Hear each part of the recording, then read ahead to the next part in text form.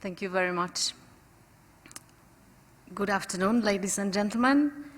First, my congratulations to EcoBusiness for organizing this conference on a topic of global relevance. We have heard a lot of exceptional insights from experts today.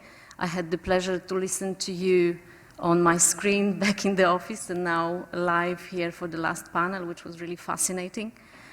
And this is actually my first public speaking engagement as the European Union ambassador to Singapore. So thank you for this platform and for inviting me to deliver closing remarks on a subject that is indeed key priority for the European Union and happens to be close to my own heart. Climate change is a risk to financial stability, and more needs to be done to mitigate this risk. Today's panel's discussions touched upon the many aspects of sustainable finance and its contribution to recovery, ESG investing, risks and opportunities, as well as the role of governments and, as just discussed, public-private partnership in sustainable finance. I will elaborate further on some of these aspects that you discussed today from the European perspective, as has been kindly requested by the organizers. We have been warned many times about the impact of climate change on our financial systems and economy more broadly. Global ambitions to address climate and environmental challenges have significantly increased in recent years, but more is needed for concrete solutions to the complex problems we face today. In the post-pandemic recovery, public finance decisions are key to prevent continuous damage to nature and to lower the costs of protecting our planet in the long term. Countries across the world, including in Asia, of course, have realized the urgency of this matter. Many have also identified the post-pandemic recovery as an opportunity for steering some of the stimulus spending towards green and digital transition. Let me turn to the EU sustainable finance agenda. The European Union has taken major steps in sustainable finance and regulations to enable finance to play its full part in the post-pandemic economic recovery. Over the next 6 years, the European Union has allocated up to €2 trillion to rebuild a greener, more digital and more resilient Europe. 30% of this amount is earmarked for climate protection and will contribute to EU's emission-cutting goals. To this end, the European Green Deal is our broad roadmap for climate neutrality by 2050. Just like the Green Plan 2030 is the guiding roadmap for Singapore's efforts. The EU's first green bonds will be launched on 21st October.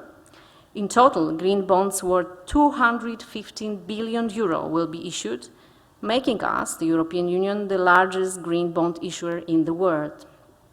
These bonds will raise funds for environmentally friendly reforms and investments in EU member states.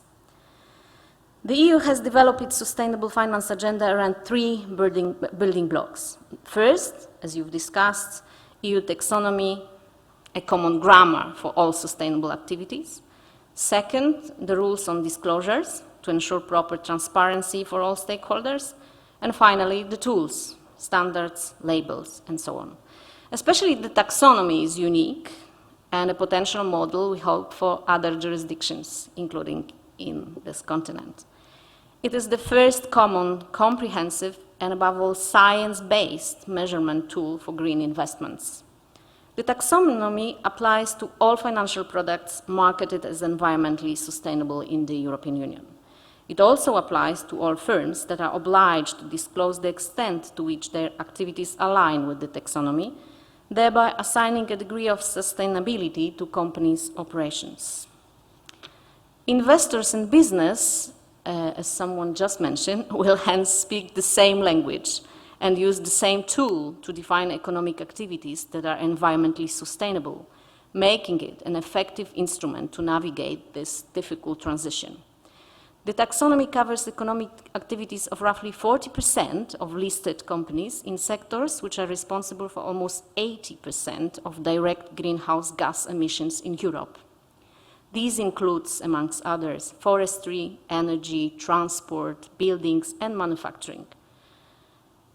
The criteria are aligned with international environment commitments and reviewed regularly to ensure that new sectors and activities can be added to the scope over time as needed. However, I should say openly, introducing the taxonomy is by no means straightforward, neither technically nor politically. There are diverging views on several matters, for instance, when it comes to the treatment of nuclear or natural gas. We think it is important to debate these matters and recognize different points of view with the essential help of science.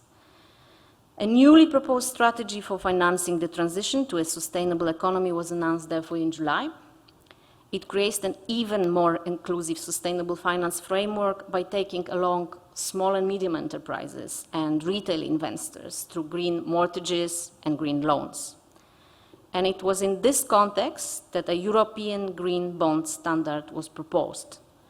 We hope it will create a gold standard for how companies and public authorities can use green bonds to raise funds to finance investments, and at the same time help meeting sustainability requirements and protecting investors from greenwashing. The European Green Bond Standard will be open to any issuer of green bonds, and I shall stress, including those located outside of the EU. Ladies and gentlemen, this is a global issue. We are therefore advocating internationally for a consensus and coordination on sustainable finance standards.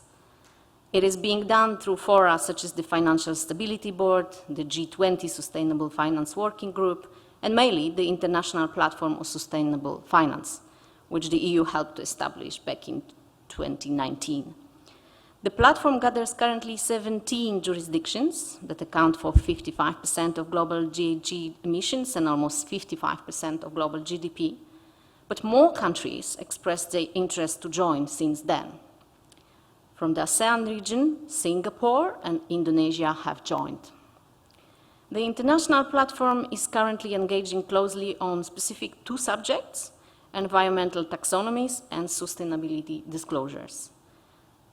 Maybe it's interesting to mention that the working group on taxonomies is co-chaired by the European Union and China. It has undertaken a quite comprehensive assessment and comparison of existing taxonomies. And important milestones in comparing taxonomies, especially between the EU and China, have been actually achieved.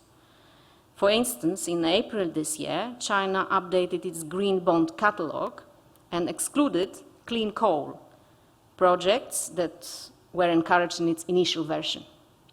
The new catalog also updated its categorization system to match the EU taxonomy and adopted the EU do no significant harm principle. Some gaps in harmonization still exists in terms of environmental objectives, as we all know, but all parties are hopeful that this joint effort will eventually result in a common grand taxonomy, which would make it easier to compare green assets internationally.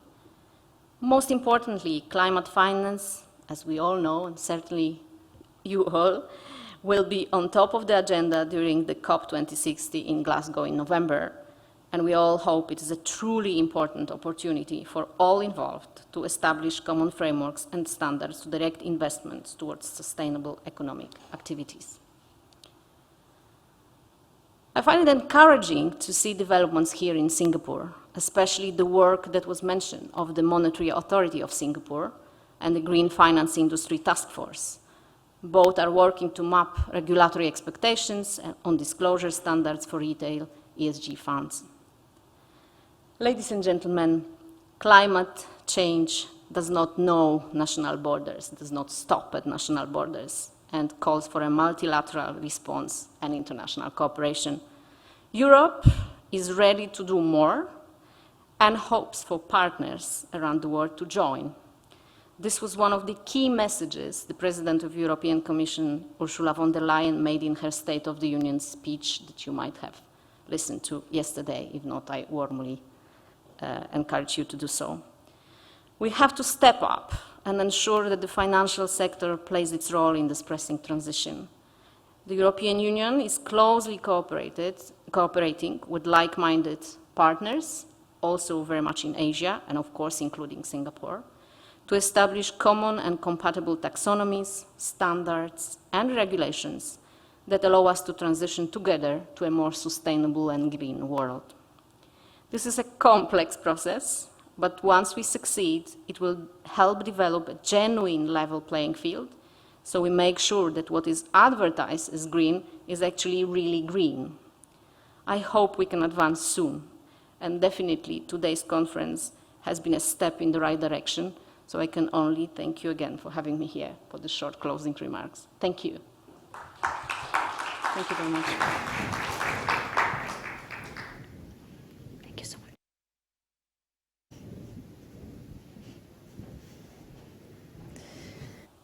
Thank you so much, Ambassador Piorko, for those insights, and thank you for making this event your maiden speech. We're very appreciative. I think you've summarized the day's proceedings really well, and what really resonated with me as well was the fact that you mentioned it's technically and politically difficult, especially in areas like nuclear, natural gas, and we have the same conversations here in Asia around LNG and the energy transition. And I have been following the headlines, and there have been private sector interests that are going against some of the legislation and the regulations that the EU wants to introduce. And that's just, scratching the surface in terms of the key challenges that we all face when actually achieving a sustainable recovery, whether it's in Asia, in Europe, or around the world. So thank you for all that perspective. It now leaves me to thank all of you and our partners, speakers, and delegates for being part of this most eventful forum. I feel like I've had so much information, kind of downloaded today that I'm going to take a long time to process it all. But it has been a very timely forum for us to kind of pause and reflect and to take these insights really into our daily life, whether professionally or personally. And I think that that is a very important thing to do as we steer our region, our companies, our organizations into this sustainable recovery that we want. So I'd like to once again thank UN Environment's Program for being our partners, and also our strategic partners AWS, OCBC Bank, Refinitiv, UOB and Wilmar, as well as our supporting partners Equilibrium Capital, Fair Finance Asia, Lombard Odier, and S&P Global, and also to all our outreach partners. A huge thank you to the EB team who have worked tirelessly behind the scenes, and the production crew as well, to make this event such a success. Please join me to applaud them for all the hard work. Conducting a hybrid conference of in-person guests here, 50 and 600 virtually. To all our virtual guests, thank you so much for being patient with us. I know that staying fixed on your screen for an entire day is a real challenge, so thank you for staying with us throughout the entire day's proceedings. I also want to mention that we will be re-streaming the entire forum in the European time zone, so for any of you who have European friends, perhaps you can send them the link to join us online. The recordings will be made available after the event on our website, so do check back for photos, recordings, resources, videos, and also do check out our new platform, the SDG Co, which is our new global sustainability innovation community and marketplace, and you can find us at thesdg.co. We will now officially close the forum and open our networking sessions. For those in-person guests, we have free flow drinks now for an hour, so please enjoy.